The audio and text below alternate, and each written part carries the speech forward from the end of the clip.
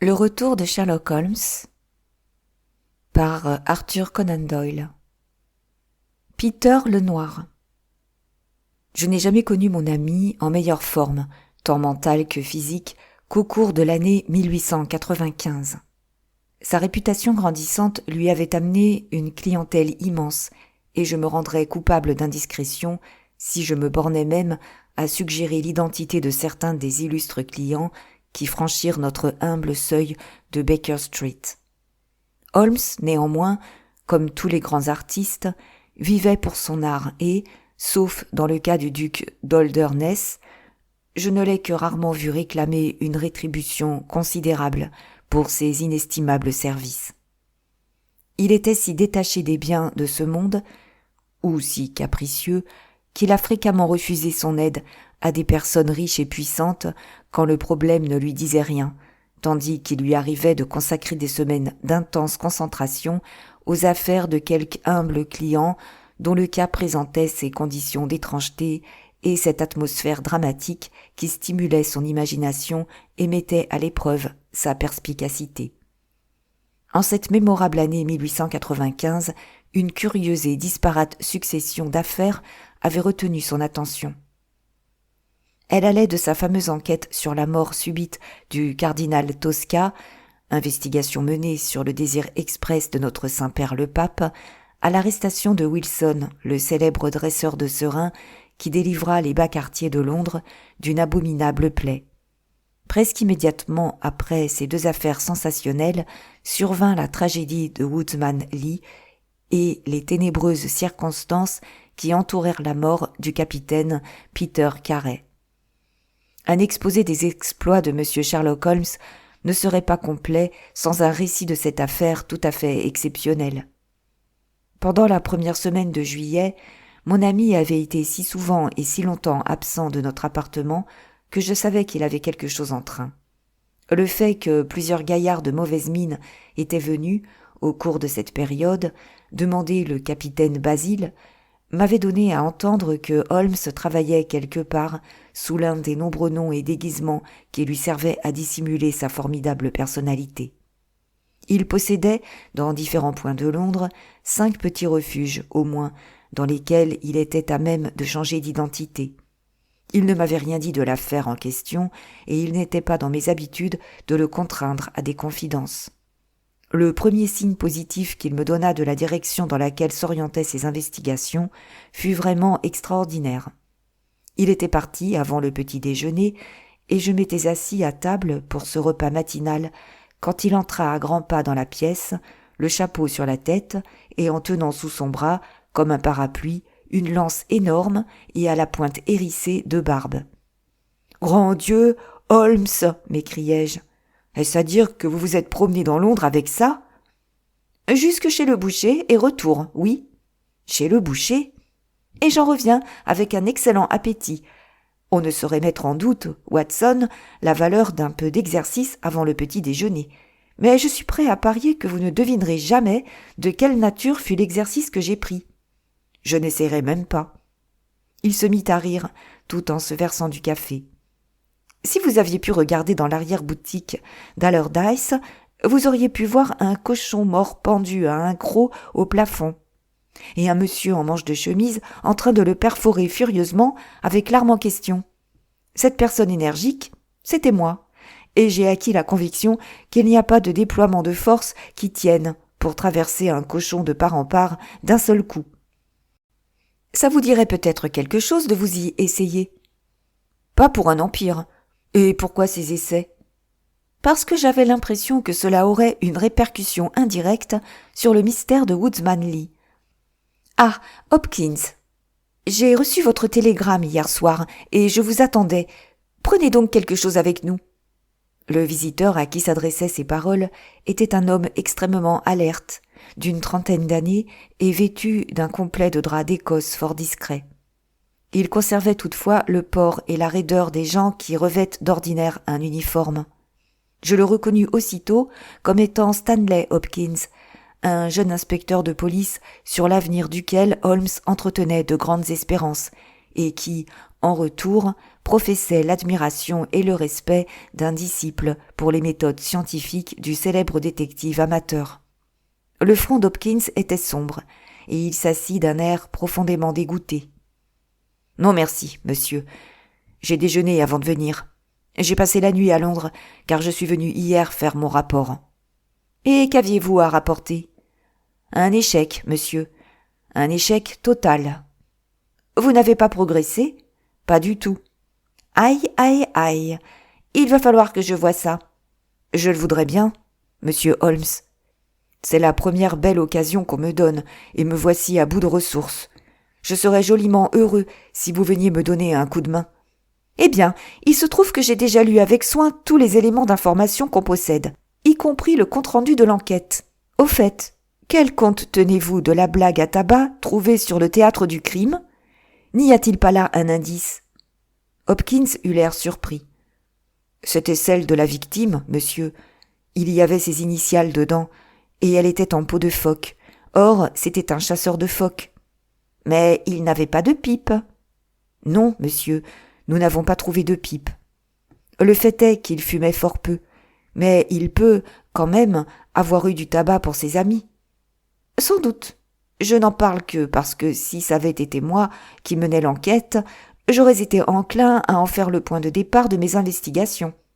Toutefois, mon ami, le docteur Watson, ignore tout de ce problème et je ne m'en trouverais pas plus mal si vous me répétiez la suite des événements, une fois encore. Donnez-nous simplement un bref aperçu de l'essentiel. » Stanley Hopkins sortit un papier de sa poche. « J'ai ici quelques dates qui vous fourniront la carrière du défunt, le capitaine Peter Carey. Il est né en 1845, 50 ans donc.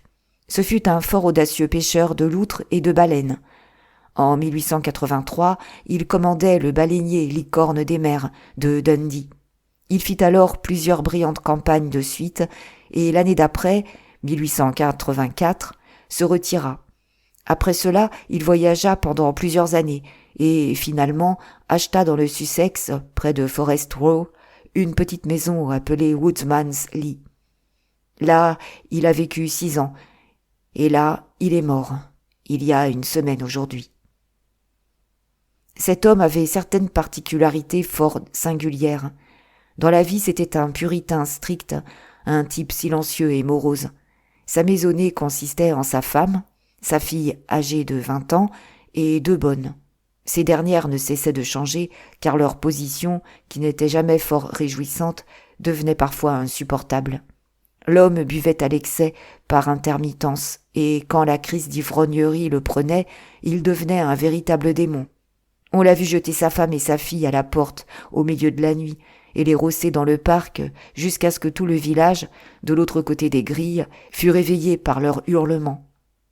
Il fut convoqué une fois devant le juge de paix pour des violences sauvages auxquelles il s'était livré sur la personne du vieux pasteur, venu lui faire des remontrances à propos de sa conduite. En bref, monsieur Holmes, vous iriez loin avant de trouver un homme plus dangereux que Peter Carey, et on m'a dit qu'il était exactement pareil quand il commandait son bateau. On le connaissait dans la navigation sous le nom de Peter le Noir, et le surnom ne lui avait pas été donné à cause de son teint basané et de sa grande barbe, mais en raison de son humeur qui répandait la terreur autour de lui. Je n'ai pas besoin de dire qu'il était honni et évité par tous ses voisins, et que je n'ai pas entendu prononcer une seule parole de regret à propos de sa terrible fin. Vous avez dû lire, monsieur Holmes, dans le compte-rendu de l'enquête du coroner, des détails concernant la cabine, mais votre ami n'en a peut-être pas entendu parler. Carey s'était bâti à quelques centaines de mètres de sa maison une cabane en bois. Il l'appelait toujours sa cabine. Et c'est là qu'il couchait tous les soirs. C'était une petite bicoque qui ne comportait qu'une seule pièce de 4,50 m sur 3. Il en conservait la clé dans sa poche, faisait lui-même son lit et son ménage et ne laissait jamais personne en franchir le seuil. Il y a de petites fenêtres de chaque côté, mais elles étaient couvertes par des rideaux et jamais ouvertes. L'une d'elles était tournée dans la direction de la grande route, et quand la lumière y brillait la nuit, les gens se la montraient en se demandant ce que Peter le Noir pouvait être en train de faire.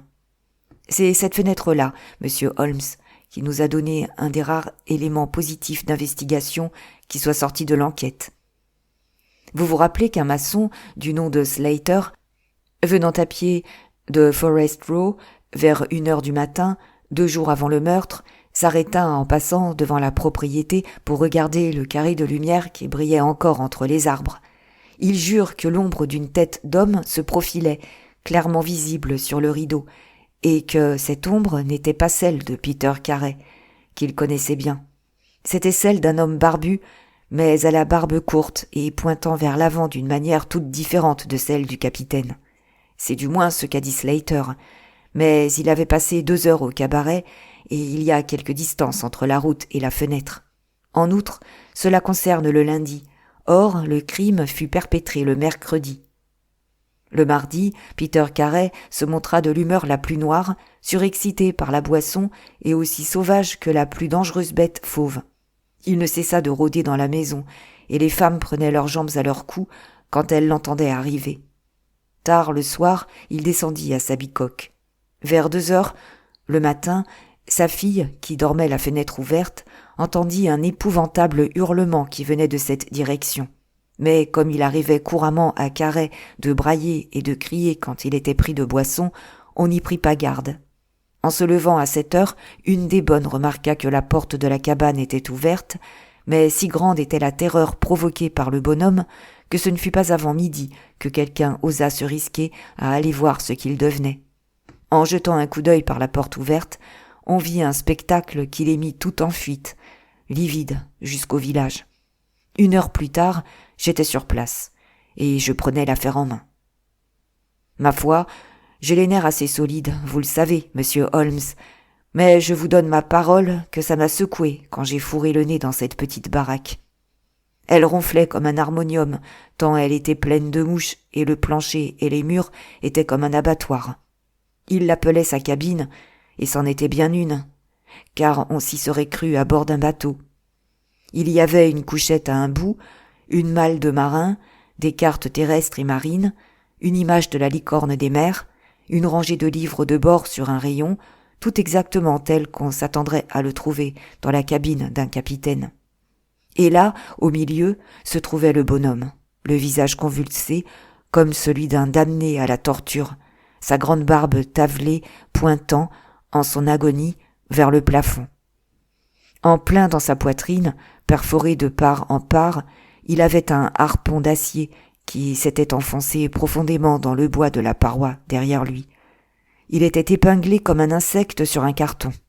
Naturellement, il était on ne peut plus mort, et cela depuis l'instant où il avait proféré ce dernier hurlement d'agonie. Je connais vos méthodes, monsieur, et je les ai mises en pratique. Avant de permettre qu'on touche à quoi que ce soit, j'ai examiné avec le plus grand soin le sol à l'extérieur et aussi le plancher de la pièce. Il n'y avait pas de traces de pas. Vous voulez dire que vous n'en avez pas vu?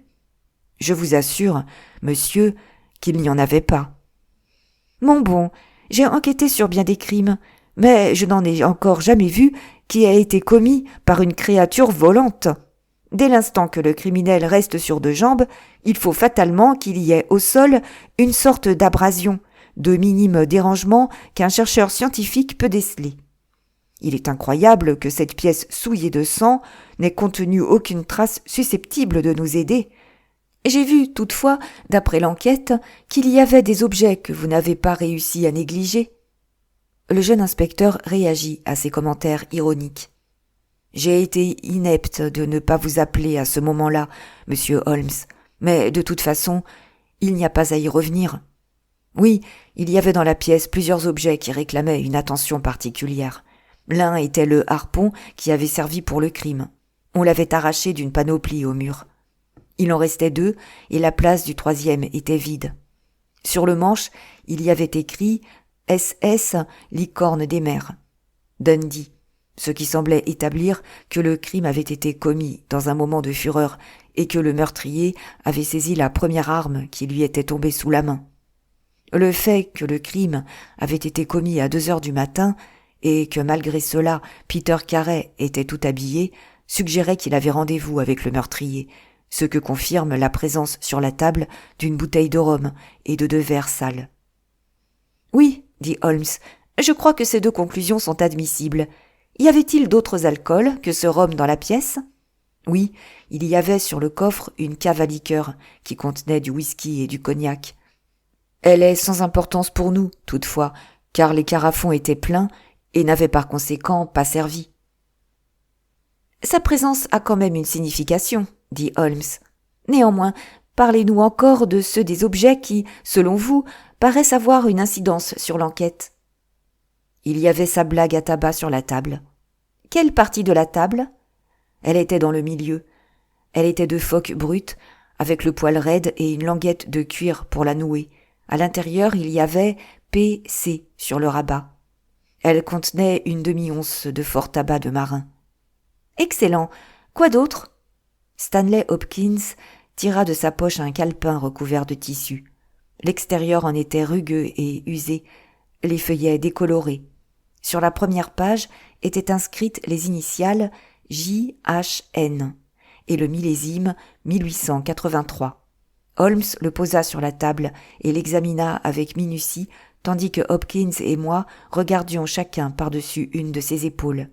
Sur la seconde page étaient imprimées les lettres C.P.R. et puis venaient plusieurs pages de nombres.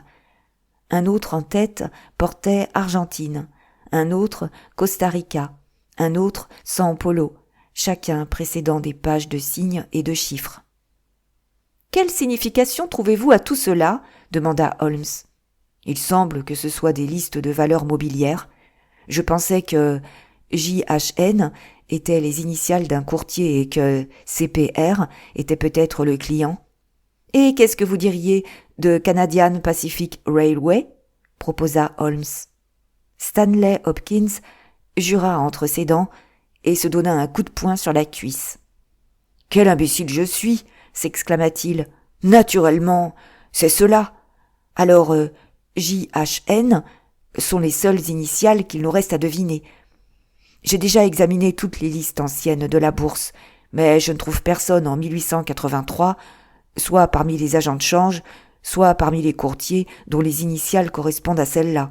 J'ai pourtant l'impression que cet indice est le plus important que je détienne. Vous admettrez, monsieur Holmes, qu'il existe une possibilité que ces initiales soient celles de la seconde personne, en d'autres termes, de l'assassin. Je voudrais aussi faire ressortir que l'introduction, dans l'enquête, d'un document concernant d'importantes quantités de valeurs nous fournit, pour la première fois, une indication du mobile du crime. Le visage de Sherlock Holmes montrait qu'il était complètement pris de court par ces nouvelles perspectives. « Je suis contraint d'admettre vos deux arguments, dit-il. Je reconnais que le carnet, qui n'a pas été produit à l'enquête, modifie l'idée que je m'étais formée. J'étais arrivé à une théorie du crime dans laquelle je ne trouve pas place pour cela. Vous êtes-vous efforcé de retrouver certaines des valeurs mentionnées là-dedans ? On enquête maintenant dans les bureaux. Mais j'ai peur que la liste complète des porteurs de ces titres d'Amérique du Sud ne se trouve dans ces contrées et qu'il ne faille quelques semaines avant qu'on puisse trouver la trace des actions. » Holmes venait d'examiner la couverture du calepin au moyen de sa loupe.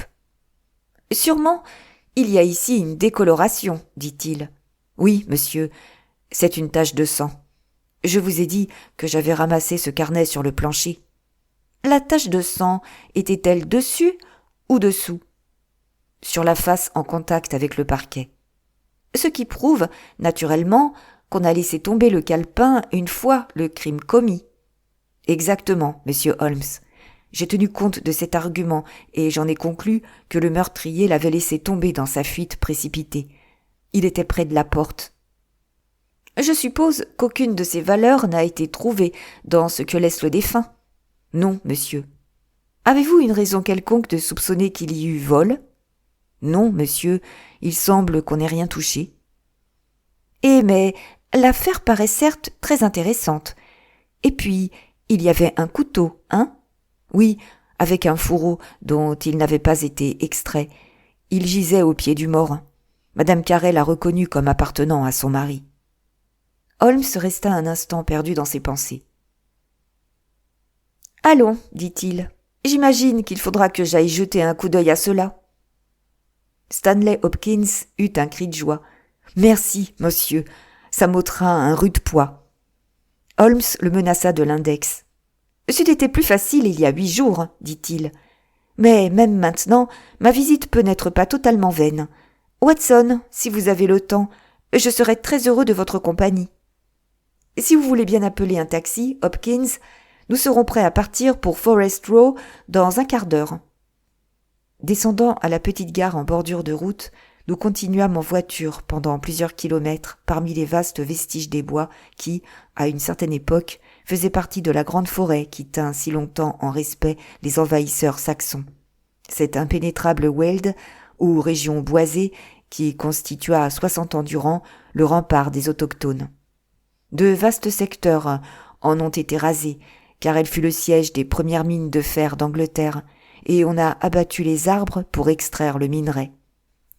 Maintenant, pourtant, cette industrie s'est reportée sur les champs, plus riches, du nord, et rien ne montre plus le travail d'antan, si ce n'est les bois ravagés et les grandes cicatrices que porte le sol. Ici, dans une clairière, au flanc verdoyant d'une colline, se trouvait une longue maison basse à laquelle on accédait par une allée qui courait en demi-cercle au milieu des champs. Plus près de la route, et entouré de 3 côtés par des buissons, il y avait un petit pavillon, dont une fenêtre et la porte faisaient face dans notre direction. C'était le théâtre du meurtre. Stanley Hopkins nous conduisit d'abord à la maison. Il nous y présenta à une femme hagarde et aux cheveux gris, la veuve de la victime.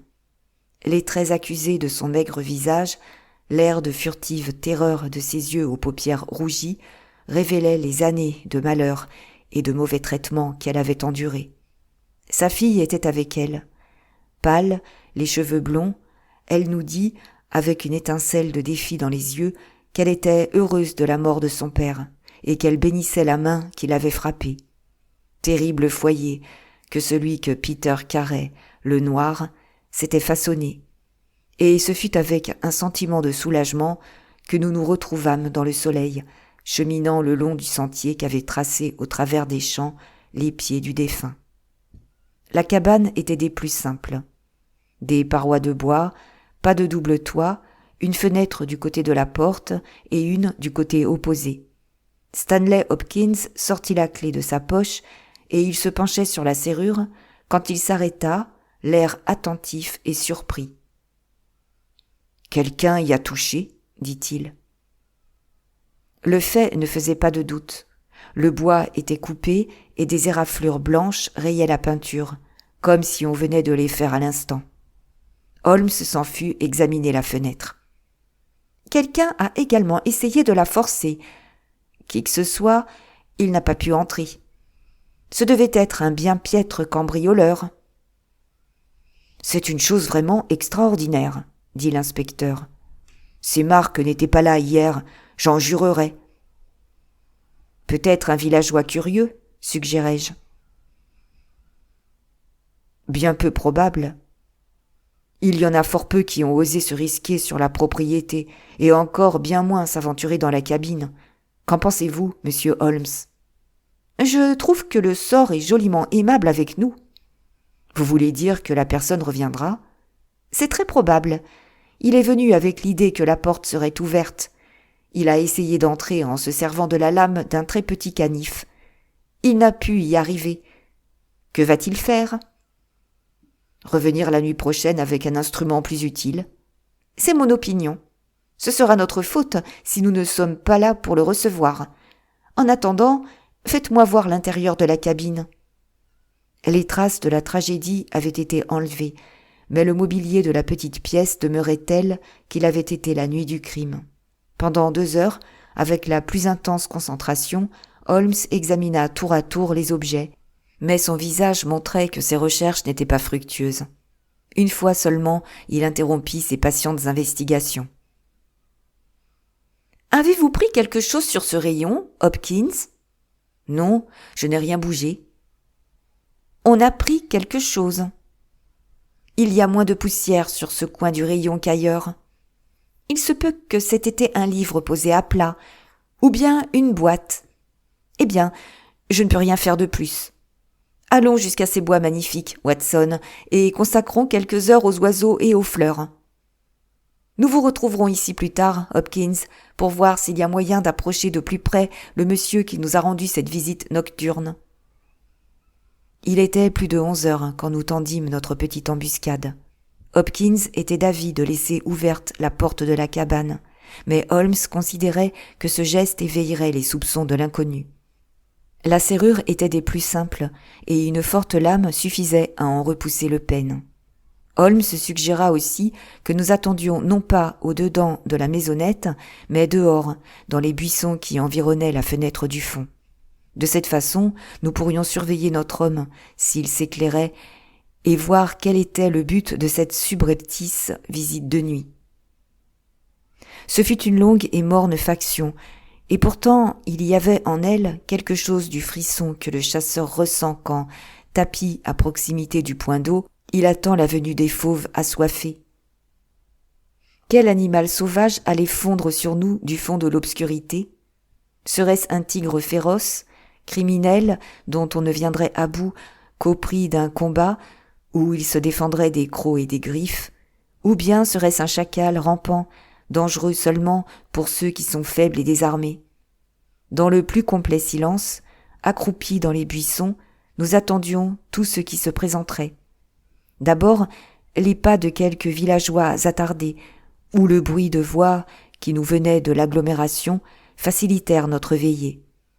Mais une à une, ces interruptions s'éteignirent, et un calme absolu s'installa, coupé seulement par l'horloge de l'église qui nous renseignait sur l'avance de la nuit, et par le murmure et les froissements d'une petite pluie fine tombant sur le feuillage qui formait une voûte au-dessus de nous. 2h30 venaient de sonner, annonçant l'heure plus sombre qui précède l'aurore, quand nous tressaillîmes, tous trois, en entendant un déclic bas, mais net, qui venait de la direction de la grille. Il y eut un autre silence prolongé, durant lequel je me pris à craindre qu'il s'agissait d'une fausse alerte. Puis on entendit un pas furtif de l'autre côté de la cabane et, un instant après, un bruit de métal qu'on grattait. L'homme essayait de forcer la serrure. Cette fois, il usa de plus d'adresse ou d'un meilleur outil, car on entendit un soudain claquement, puis des gonds qui craquaient. Là-dessus, on gratta une allumette, et l'instant d'après, la lumière soutenue d'une bougie remplit l'intérieur de la baraque. À travers les rideaux de gaz, nos yeux se rivèrent à la scène qui se déroulait au-dedans. Le visiteur nocturne était un jeune homme, frêle et mince, avec une moustache noire qui accentuait la mortelle pâleur de son visage. Il ne pouvait guère avoir plus de 20 ans. Je n'ai de ma vie vu un être humain qui parut dans un état de plus pitoyable frayeur, car il tremblait de tous ses membres et claquait des dents. Il était vêtu comme un homme de la bonne société, en costume Norfolk, avec des culottes de golf, et portait une casquette. Nous le vîmes regarder autour de lui avec de grands yeux effrayés. Puis il posa sa bougie sur la table et disparut de notre vue dans l'un des coins. Il en revint avec un grand livre, un des livres de bord qui se trouvaient alignés sur les rayons. S'appuyant à la table, il tourna rapidement les feuillets de ce volume jusqu'au moment où il trouva l'écriture qu'il cherchait. Alors, avec un geste coléreux de sa main crispée, il referma le livre, le replaça dans le coin et éteignit la lumière. Il avait à peine fait demi-tour pour quitter la hutte quand la main d'Hopkins s'appesantit sur son collet. Il laissa échapper un cri de terreur quand il comprit qu'il était pris. On ralluma la bougie et nous vîmes notre misérable captif frissonnant et tout recroquevillé sous la poigne du détective. Il s'écroula sur le coffre de marin et ses yeux voyagèrent, désemparés, de l'un à l'autre d'entre nous. « Eh bien, mon brave, dit Stanley Hopkins, qui sommes-nous et que voulons-nous ici ?» L'homme se ressaisit et nous fit face avec un certain effort pour retrouver la maîtrise de lui-même. « Vous êtes des policiers, j'imagine, dit-il. Vous vous figurez que j'ai quelque chose à voir dans la mort du capitaine Peter Carey. Je vous assure que je suis innocent. »« C'est ce que nous verrons, dit Hopkins. D'abord, votre nom. » John Hopley Nelligan. Je vis Holmes et Hopkins échanger un rapide coup d'œil. « Qu'est-ce que vous faites ici ? Puis-je parler à titre confidentiel ? » « Non, certes non. Alors pourquoi vous le dirais-je ? Parce que si vous n'avez pas de réponse à fournir, cela pourrait aller mal pour vous lors du procès. Le jeune homme accusa le coup. Eh bien, je vais vous le dire, répondit-il. Et d'ailleurs, pourquoi pas ? Pourtant, cela m'ennuie que ce vieux scandale revienne à la surface. Vous avez entendu parler de Dawson et Nelligan ? Le visage d'Hopkins exprimait que non, mais Holmes parut vivement intéressé. « Vous voulez parler, dit-il, de ces banquiers de la région de l'Ouest qui ont fait une énorme faillite et ruiné la moitié des grandes familles de Cornouailles ? Après quoi, Nelligan disparut ? C'est cela. Nelligan était mon père. » Enfin, nous tenions quelque chose de concret. Bien qu'il y eût un abîme entre ce banquier en fuite et le capitaine Peter Carey épinglé au mur avec un de ses propres harpons. Nous écoutâmes tous le jeune homme avec attention. Le véritable responsable, dans cette faillite, c'était mon père. Dawson avait pris sa retraite. Je n'avais que 10 ans à l'époque, mais j'étais assez grand pour ressentir la honte et l'horreur de la situation. On a toujours dit que mon père avait volé les titres et pris la fuite. Ce n'est pas vrai. Il croyait que si on lui donnait le temps de les réaliser, les choses s'arrangeraient et tous les créditeurs seraient remboursés. Il partit pour la Norvège dans son petit yacht, juste avant que ne fût lancé son mandat d'amener. Je me rappelle cette dernière nuit où il dit adieu à ma mère. Il nous laissa une liste des titres qu'il emmenait et jura qu'il reviendrait la tête haute et qu'aucun de ceux qui avaient eu confiance en lui ne souffrirait de dommages. Eh bien, nous n'avons plus jamais eu de ces nouvelles. Le yacht et lui s'évanouirent intégralement. Nous croyions, ma mère et moi, qu'ils étaient tous deux disparus au fond de l'eau avec les valeurs qu'ils avaient prises. Nous avions, cependant, un ami fidèle qui est dans les affaires, et ce fut lui qui découvrit, il y a quelque temps, que certains des titres que mon père détenait reparaissaient sur le marché de Londres. Vous pouvez imaginer notre stupéfaction. Je passai des mois à en chercher les traces, et après 1000 difficultés et démarches, je constatai que ces actions avaient été vendues en premier lieu par le capitaine Peter Carey, le propriétaire de cette cabane. Naturellement, je me renseignai sur l'individu. J'appris qu'il avait commandé un baleinier qui devait revenir des mers polaires au moment même où mon père naviguait vers la Norvège. L'automne de cette année-là fut orageux, avec d'interminables périodes où le vent soufflait du sud. Il est fort possible que le yacht de mon père ait été emporté vers le nord et ait rencontré là le bateau du capitaine Carey. En ce cas, qu'était devenu mon père ? De toute façon, si je pouvais démontrer, d'après le témoignage de Carey, la façon dont ces titres avaient été introduits sur la place, ce fait établirait la preuve que mon père ne les avait pas vendus et qu'en les emportant, il n'avait pas l'intention de se les approprier. Je vins dans le Sussex pour voir le capitaine. Mais ce fut à ce même instant que sa mort affreuse se produisit. Je lus dans le compte-rendu de l'enquête une description de sa cabine qui relatait la présence des vieux livres de bord de son bateau. Il me parut que si je pouvais voir ce qui s'était produit au cours du mois d'août 1883 à bord de la Licorne des mers, cela éclaircirait peut-être le mystère dont s'entourait le destin de mon père. J'ai essayé hier soir d'arriver jusqu'à ces livres de bord, mais je n'ai pas pu ouvrir la porte. J'ai recommencé ce soir, avec succès, mais j'ai constaté que les pages qui concernent le mois qui m'intéresse ont été arrachées du livre. C'est à ce moment-là que je suis devenu votre prisonnier. « C'est bien tout ?» demanda Hopkins. « C'est tout, » dit-il en détournant les yeux. « Vous n'avez rien d'autre à nous rapporter ?»« Non, rien, » répondit-il après un instant d'hésitation. « Vous n'êtes pas venu ici avant la nuit dernière ?»« Jamais. »« Alors, comment expliquez-vous la présence de cela ?» s'écria Hopkins, brandissant l'irrécusable calepin avec les initiales du prisonnier sur la tache de sang et la page de garde sur la couverture. L'infortuné s'écroula, il enfouit son visage dans ses mains et se mit à trembler de tous ses membres. « Où l'avez-vous eu ?» gémit-il. « Je ne savais pas. Je croyais l'avoir perdu à l'hôtel. »« Cela suffit, dit Hopkins d'un air sévère. S'il vous reste quelque chose à dire, gardez-le pour le tribunal. Vous allez venir avec moi au commissariat. Eh bien, monsieur Holmes, je vous suis très obligé, à vous et à votre ami, d'être venu m'aider. Il se trouve que votre présence n'était pas nécessaire et que j'aurais tout aussi bien mené l'affaire à bonne fin sans vous, mais je ne vous en suis pas moins reconnaissant. On nous a gardé des chambres à l'hôtel. Nous pouvons descendre tous ensemble à pied au village. Eh bien, Watson, qu'en pensez-vous ? Me demanda Holmes le lendemain, dans le train qui nous ramenait. Je vois que cela ne vous satisfait pas. Oh que si, mon cher Watson, cela me satisfait pleinement. Toutefois, les méthodes de Stanley Hopkins ne me ravissent pas. Il me déçoit, Stanley Hopkins. J'attendais mieux de lui. On devrait toujours envisager une autre éventualité possible et se prémunir contre elle. C'est la règle primordiale en fait d'enquête criminelle. Et quelle est l'autre éventualité ? Celle que je recherche moi-même.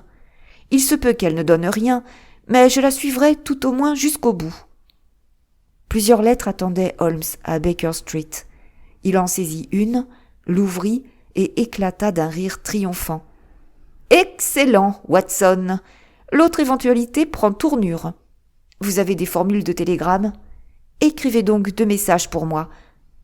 Sumner, agent maritime, Radcliffe Highway. Envoyez 3 hommes pour être chez moi 10 heures demain matin. Signé Basile. C'est mon nom dans ces parages. Voici l'autre télégramme. Inspecteur Stanley Hopkins, 46, Lord Street, Brixton. Venez déjeuner chez nous demain matin 9h30. Important. Télégraphié si pas possible. Sherlock Holmes. Et voilà, Watson, cette affaire infernale m'a hanté 10 jours durant. Je la bannis par la présente de mes pensées jusqu'à demain matin, où je compte bien que nous en verrons la fin définitive. Exact à l'heure prescrite, l'inspecteur Stanley Hopkins arriva, et nous nous mîmes à table devant l'excellent petit déjeuner qu'avait préparé madame Hudson. Le jeune détective était aux anges de son succès. « Vous croyez vraiment que votre solution doit être correcte ?» demanda Holmes. « Je ne vois pas comment le dossier pourrait être plus complet. » L'enquête ne m'a pas paru concluante. « Vous m'étonnez, monsieur Holmes. Qu'est-ce que vous voudriez de plus ?» Est-ce que votre explication répond à tout ? Sans aucun doute, j'ai découvert que le jeune Nelligan est arrivé à l'hôtel le jour même du crime, sous le prétexte de venir jouer au golf. Sa chambre était au rez-de-chaussée, de sorte qu'il pouvait sortir quand cela lui plaisait. Cette nuit-là, il est allé à Woodman's Lee. Il a vu Peter Carey dans sa cabine, ils se sont pris de querelle et il l'a tué avec le harpon. Là-dessus, horrifié de ce qu'il avait fait, il s'est enfui de la cabane en laissant tomber le calepin qu'il avait apporté afin de questionner Peter Carey au sujet de tous les titres en question. Vous avez peut-être remarqué que certaines des valeurs étaient pointées et d'autres, la grande majorité, pas. Celles qui sont pointées ont été retrouvées sur la place de Londres.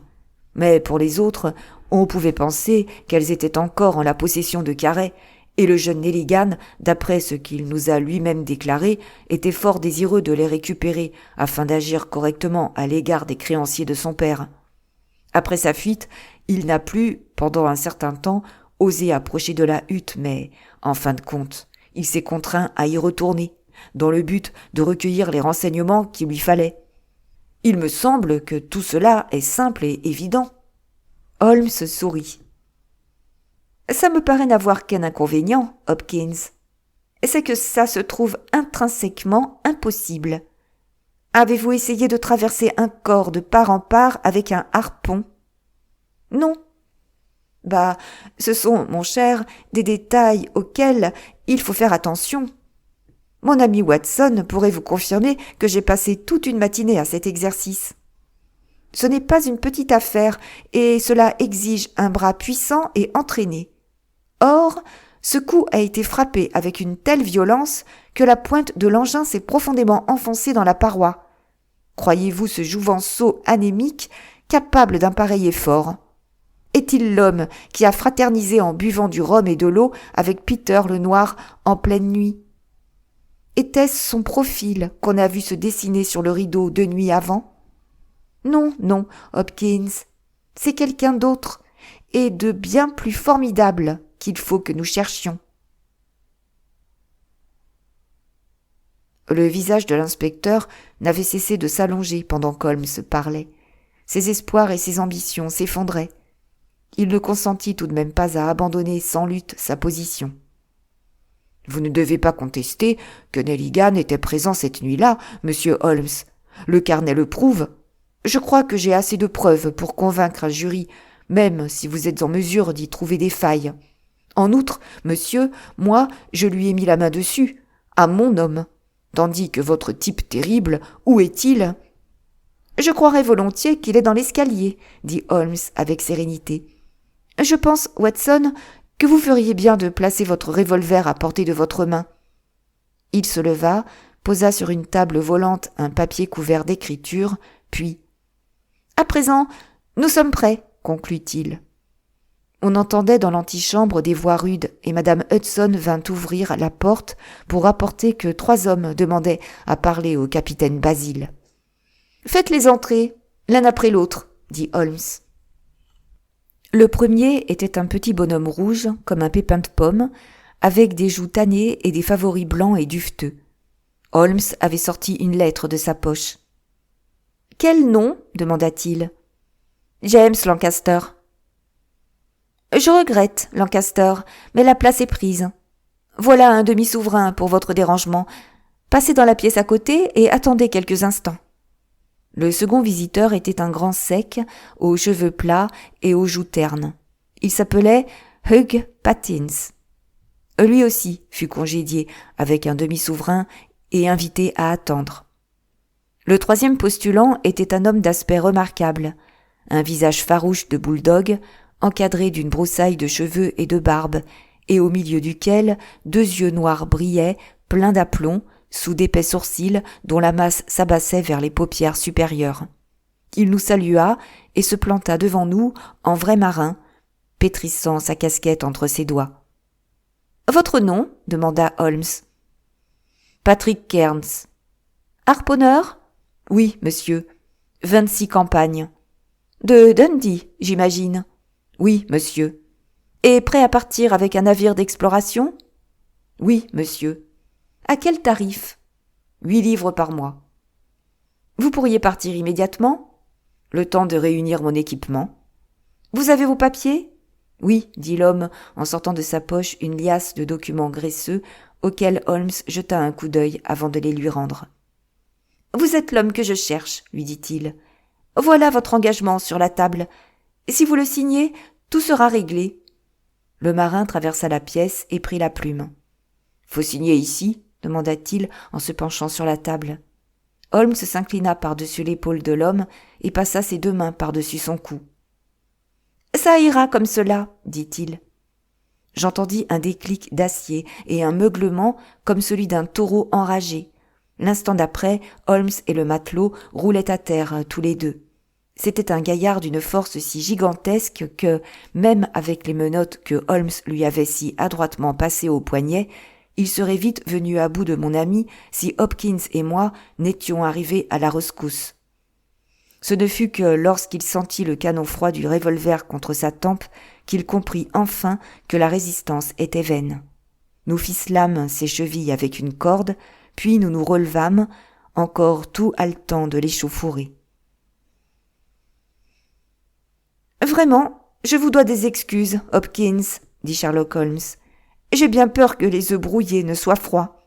Malgré cela, vous n'en goûterez que mieux le reste de votre repas, hein, du fait que vous avez maintenant apporté à votre enquête une solution triomphale. » Stanley Hopkins restait muet de stupeur.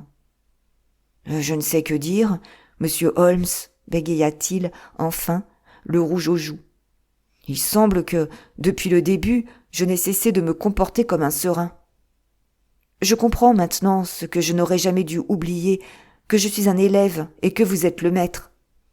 Même maintenant, je vois ce que vous avez fait, mais j'ignore encore comment vous l'avez fait et ce que cela signifie. »« Allons, allons, » dit Holmes avec bonne humeur. « Nous apprenons tous par l'expérience, et votre leçon, cette fois, c'est qu'il ne faut jamais perdre de vue l'autre éventualité. Vous étiez si absorbé par le jeune Nelligan que vous ne parveniez pas à accorder une pensée à Patrick Cairns, l'authentique assassin de Peter Carey. La voix rauque du marin se mêla à notre conversation. « Dites voir, monsieur, dit-il, je ne me plains pas d'avoir été malmené comme ça, mais je voudrais bien que vous appeliez les choses par leur vrai nom. Vous dites que j'ai assassiné Peter Carey ? Moi je dis que je l'ai tué. Ça fait toute la différence. Vous ne le croyez peut-être pas ? Vous croyez que c'est du boniment ? Du tout, dit Holmes. Racontez ce que vous avez à dire. C'est vite raconté, et, par Dieu, c'est la pure vérité. Je connaissais Peter le Noir, et quand il a sorti son couteau, je l'ai vivement piqué avec le harpon, vu que je savais que ce serait lui ou moi. C'est comme cela qu'il est mort. Appelez ça un crime, si vous voulez, mais je sais que j'aime encore mieux mourir la corde au cou qu'avec le couteau de Peter le Noir dans le cœur. « Comment en êtes-vous arrivé là ?» demanda Holmes. « Je vais vous le narrer depuis le début. Redressez-moi seulement un peu, que je puisse parler plus facilement. Ça s'est passé en 1883, au mois d'août. Peter Carey était le patron de la Licorne des Mers, et moi, harponneur en second.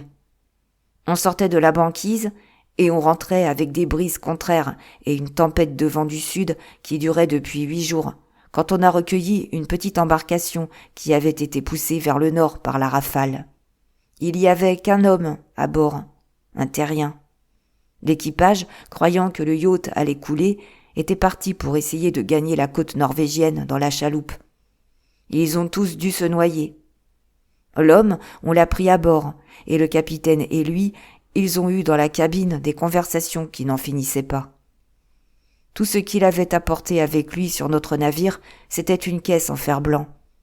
Autant que je sache, on n'a jamais dit le nom de ce type, et la seconde nuit, il a disparu comme s'il n'avait jamais existé.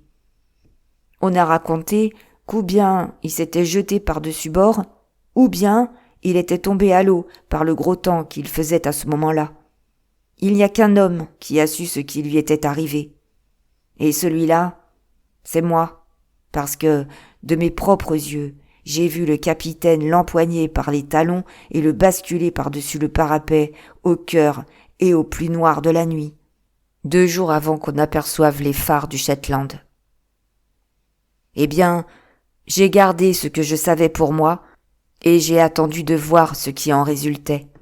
Rentré en Écosse, l'affaire fut étouffée sans peine, et personne ne posa de questions. Un inconnu était mort accidentellement, et personne n'avait qualité pour se livrer à une enquête. Peu après, Peter Carey se retira, et il me fallut des années pour trouver où il était. Je me doutais qu'il avait fait le coup pour avoir le contenu de la boîte en fer, et qu'il devait avoir le moyen de bien payer pour que je ne parle pas. J'ai su où il était par un matelot qu'il avait rencontré à Londres, et je suis allé le voir pour le pressurer. Le premier soir, il était assez raisonnable et prêt à me donner de quoi me libérer du besoin de reprendre la mer. On devait régler la chose le surlendemain. Quand je revins, je le trouvais aux 3/4 ivre et d'une humeur atroce. On s'est assis, on a bu et parlé d'autrefois, mais plus il buvait, moins son air me plaisait. J'ai repéré le harpon au mur en me disant que j'en aurais peut-être besoin avant que ça ne soit fini. Puis, tout à coup, il s'est déchaîné contre moi et, crachant et jurant, son grand coutelas à la main, il s'est levé, une lueur de meurtre dans les yeux. Il n'a pas eu le temps de dégainer son couteau que je lui avais déjà passé le harpon au travers du corps. Tudieu, quel hurlement! Et cette figure qui revient se mettre entre moi et le sommeil. Je suis resté là, avec le sang qui coulait tout autour de moi, et j'ai attendu. Mais tout était tranquille. Alors, j'ai repris du cœur. J'ai regardé autour de moi, et j'ai vu la caisse en fer sur un rayon. Je l'ai prise. J'y avais, en tout cas, tout autant droit que Peter Carey. Et je suis sorti de la cabane en laissant, comme un imbécile, ma blague à perlos sur la table. Maintenant, je vais vous dire le plus curieux de l'histoire. Je venais tout juste de sortir de la baraque quand j'ai entendu qu'on venait. Alors, je me suis caché dans les buissons. Un homme s'est amené en se faufilant, est entré dans la hutte, a poussé un cri comme s'il voyait un fantôme et a détalé à toutes jambes. Qui c'était et ce qu'il voulait, c'est plus que je n'en peux dire. Pour ma part, j'ai marché 4 lieues, trouvé un train à Tunbridge Wells et atteint Londres comme ça sans que personne ait rien su. Eh bien, quand j'ai examiné la boîte, j'ai constaté qu'il n'y avait pas d'argent dedans, mais seulement des papiers que je n'oserais jamais vendre. J'avais perdu ce par quoi je tenais Peter le Noir, et je me trouvais tout seul à Londres sans un shilling. Je n'avais plus que mon état comme ressource. J'ai vu les annonces qui parlaient de harponneurs et de salaires élevés, alors je suis allé chez les agents maritimes qui m'ont envoyé ici. C'est tout ce que je sais, et je répète que si j'ai tué Peter le Noir, la loi m'en doit des remerciements, vu que je lui ai épargné le prix d'une corde en chanvre. « Une déposition fort claire, » dit Holmes en se levant pour allumer sa pipe. « Je crois, Hopkins, qu'il ne faut pas perdre de temps à mettre votre prisonnier en sûreté. Cette pièce n'est nullement appropriée au rôle de cellule, et M. Patrick Cairns tient trop de place sur notre tapis. »« Monsieur Holmes, » dit Hopkins, « je ne sais comment vous exprimer ma gratitude. Même maintenant, je ne comprends pas comment vous avez obtenu ce résultat. Simplement parce que j'ai eu la bonne fortune de tomber sur la bonne piste dès le début. Il est fort possible que si j'avais été au courant du carnet, cela aurait égaré mes réflexions comme ce fut le cas pour vous. Mais tout ce dont j'avais entendu parler, l'adresse dans le maniement du harpon et la force prodigieuse qu'il y fallait, le rhum et l'eau, la blague en phoque, tout cela indiquait un marin et plus spécialement un chasseur de baleines. J'étais convaincu que les initiales P.C. sur la blague résultaient d'une coïncidence et n'étaient pas celles de Peter Carey, puisqu'il fumait si peu qu'on n'avait pas même trouvé de pipe dans sa cabine. Vous vous souvenez que je vous ai demandé s'il y avait du whisky et du cognac dans celle-ci? Vous m'avez répondu que oui. Combien y a-t-il de terriens qui boiront du rhum là où ils peuvent avoir d'autres alcools? Oui, j'étais sûr que c'était un matelot. Et comment l'avez-vous trouvé? Mon cher, le problème dès lors devenait très simple. Si c'était un marin, ce ne pouvait plus être qu'un marin qui avait été sur la licorne des mers avec Carey. J'ai passé 3 jours à télégraphier à Dundee et, au bout de ce temps-là, j'avais la liste de l'équipage en 1883. Une fois trouvé le nom de Patrick Cairns parmi les harponneurs, mes recherches approchaient de leur fin. Je raisonnais que mon homme était probablement à Londres et qu'il aurait envie de quitter le pays un certain temps. Je passai donc quelques jours dans le quartier du port à mettre sur pied le projet d'une expédition arctique, laquelle annonça des conditions alléchantes pour les harponneurs qui voudraient servir sous les ordres du capitaine Basil. Et en voici le résultat. « Merveilleux !» s'écria Hopkins. « Merveilleux !»« Il faut faire libérer le jeune Nelligan aussi vite que possible, » dit Holmes. « J'avoue que je crois que vous lui devez des excuses. La boîte en fer doit lui être retournée, mais, bien entendu, les valeurs que Peter Carey a vendues sont perdues pour toujours. Voilà le fiacre, Hopkins. Vous allez pouvoir emmener votre homme. Si vous avez besoin de moi pour le procès, mon adresse et celle de Watson seront quelque part en Norvège. Je vous enverrai les précisions plus tard. »